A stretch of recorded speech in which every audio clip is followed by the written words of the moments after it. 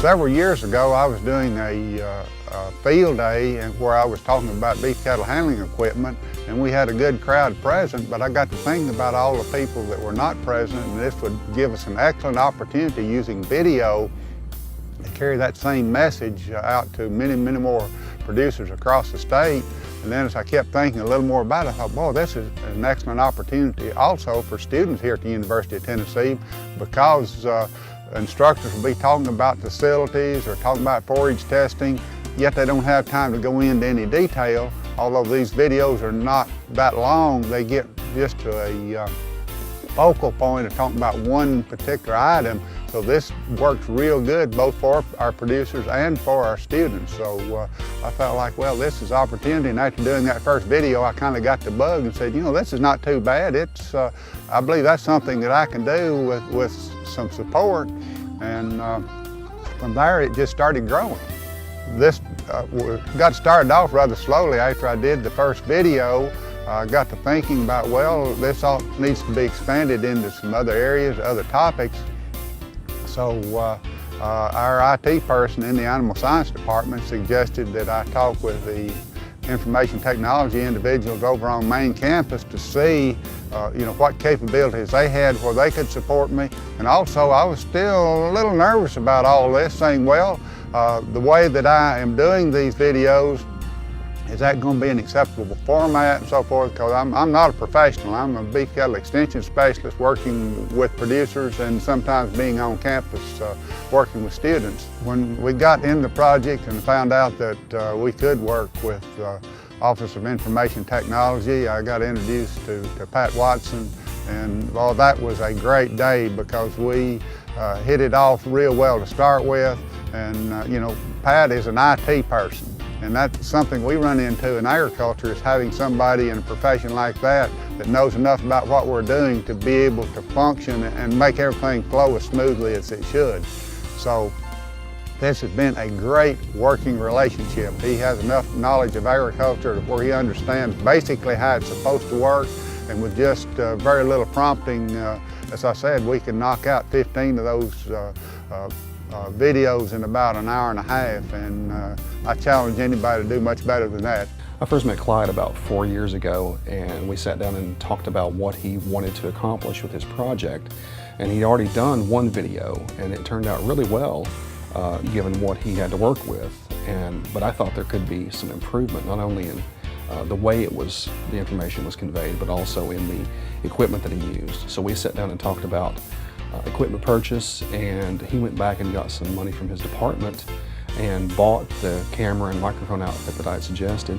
And then we had a Media Production 101 session over the course of a few days where I taught him how to use the equipment and the best way to use the equipment in the field.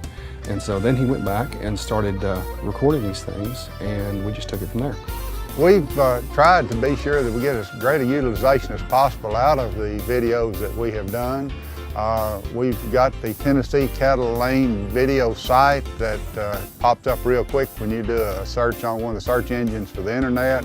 We've also got it on YouTube, and I've been very pleased with that. There's an individual that used to work here in Tennessee that now is doing a beef blog that's a daily newscast for the beef industry, and he will list various articles and things that are new.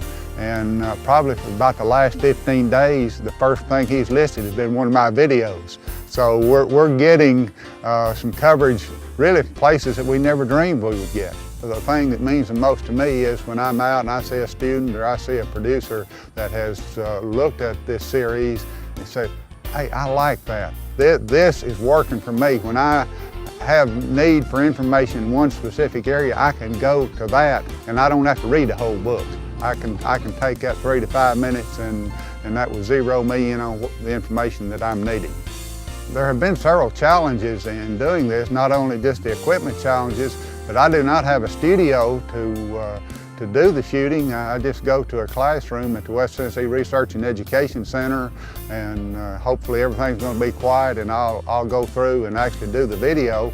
From there, I will pull it off, put it on a server, and then it then is pulled off by the individuals in information technology in Knoxville. then a rough cut on the material is put together then, and then sometime when I'm in Knoxville, then we will do the final edit.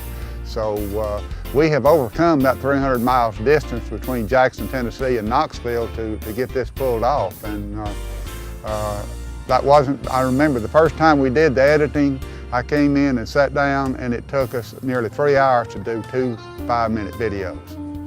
And now I come in an hour and a half and we can do 15.